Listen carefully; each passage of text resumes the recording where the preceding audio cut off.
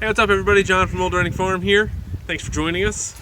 And in today's video, we're going to introduce you to some of the new members of Old Running Farm here. This guy right here is Ace, and this is Glacier. We rescued these guys last week from a farm just a little down south of us.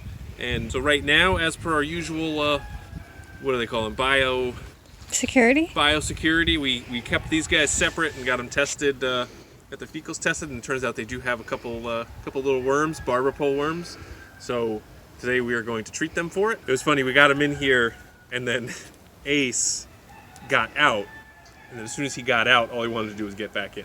So we have this, which I believe is Panicure. So we're going to shoot this down his throat, and I'm sure he's gonna have a grand old time for it, right?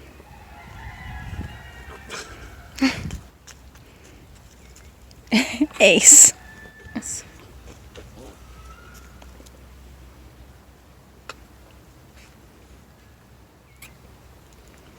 Okay, some on my new shoes. That's okay, I'll need the other syringe that's in there too.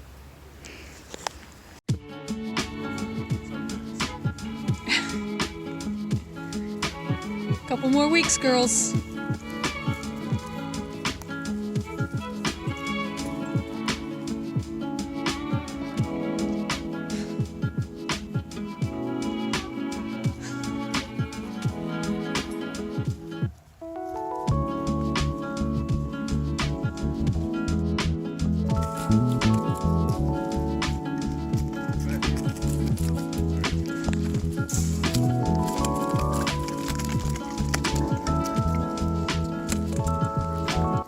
This is something else. What? Forget exactly what it is. Some kind of, they have barber pole worms, so it's a combination of Panicure and something else.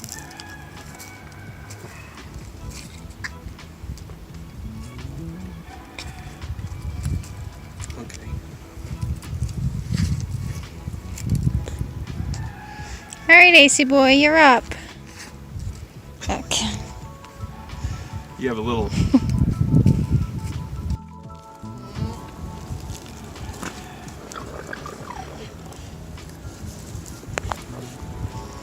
What? You don't hear that? Yeah.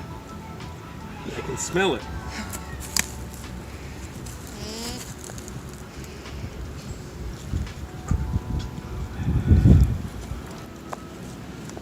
Okay.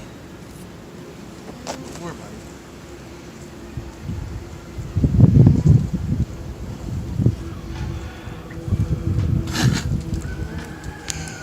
Success!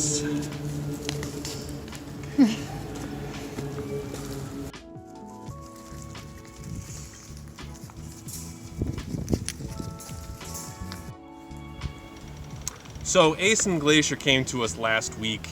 They're from a town that's 35 minutes, 45 minutes south of us, and they had a bear attack. And so that was something sort of close to our hearts because we just had the problem with the peacocks, and we had the bear scratches on the tree. These two guys were by themselves, so it was just these two in a pasture or in a pen. And so you'll notice, we'll show some footage of Ace. You can see, what is it, his left ear is drooping due to the attack. And we got them through our friend Dawn, who has been just the best since we've gotten to know her. We got Connie and Sophie and Carl from her. We also got the two little boys who are named Waffle and Winston now, through a friend of hers. So this alpaca owner was a friend of Dawn's, and Dawn was looking for somebody to take them in. We were going to take them in temporarily, and then, as things tend to happen, they look good, and Ace is a nice guy, so we decided to let them stay here.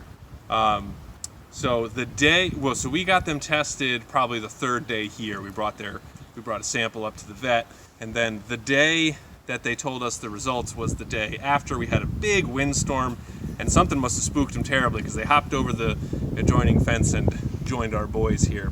So the vet wasn't too worried about the worms, said it wasn't that big of a deal, but to treat it anyway. So we just got to do that tomorrow, and then they're done. So that should be good. And they're two very good looking boys, and Ace is very friendly, comes right up to you, gives you a little smooch, which is nice. And so we think they're going to be a nice little addition here. Plus also that gives Catherine more boys to add to the breeding list. And Glacier's gray, and we love gray, so help me.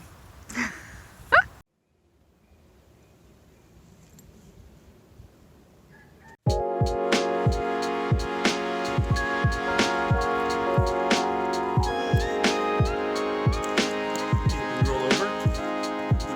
No, John. Yes, John. Good girl.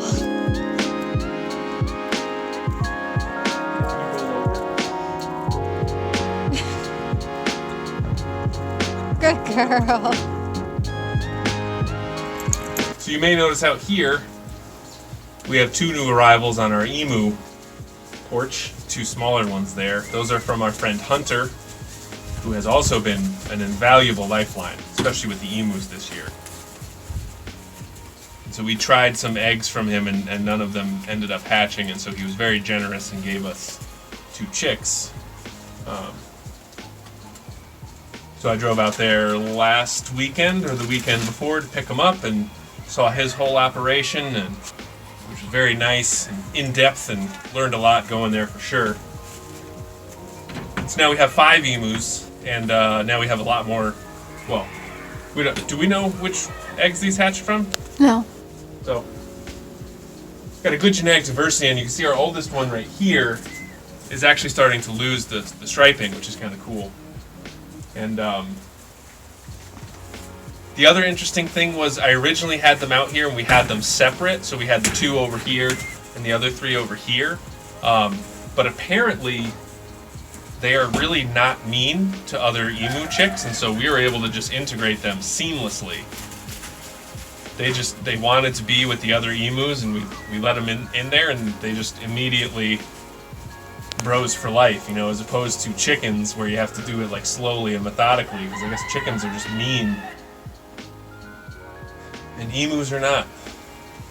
And now that we're out here, I'm wondering how we're going to actually move these emus once it's time for them to get out to pasture. Yeah. They're pretty large. I wonder if those bigger 2 are females, because I think females grow faster than males.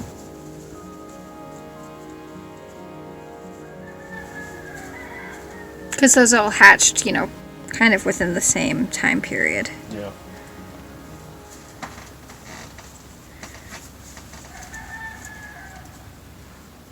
So we also have these very energetic I am Somani chicks.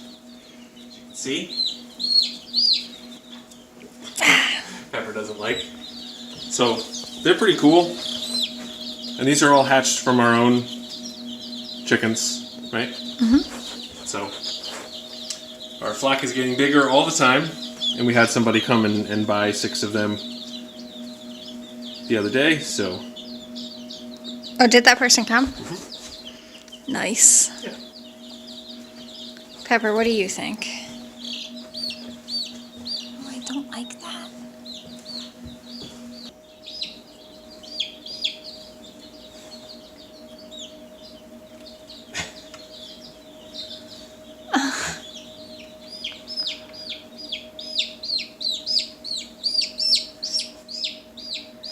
Good girl, Peanut.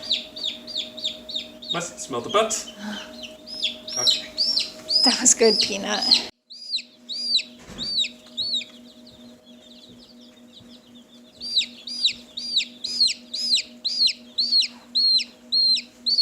So now that it's spring, we're also thinking about our spring planting time, because last year we were here and we were just in land clearing mode, so didn't really have time to plant anything. So we actually ordered a stump grinder, and we're going to take out some of these stumps here, and we're going to build out a nice little garden area right here. And what are we going to plant over here? This isn't going to be the roses.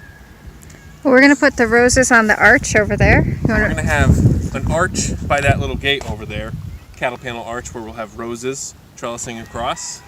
And then this will line with rocks, Catherine's favorite, and have a nice little garden bed. And so we'll also get a tiller for the tractor, because this ground sure could use a tilling.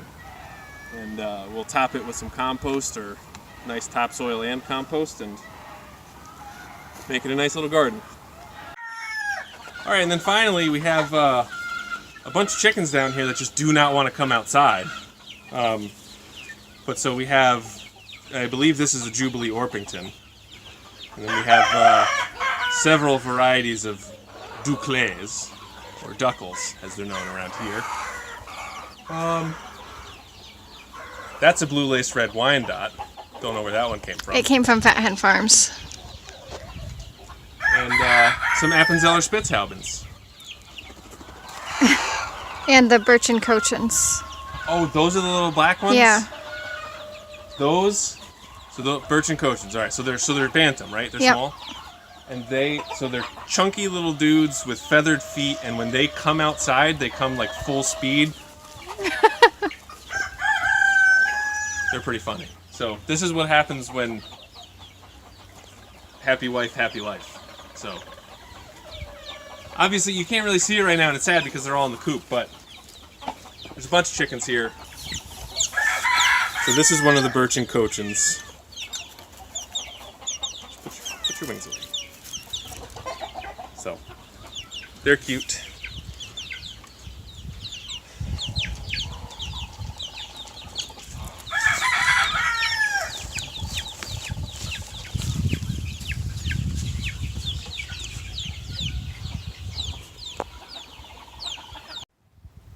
And last but not least is the flower farm. It's not a swamp anymore, which is nice.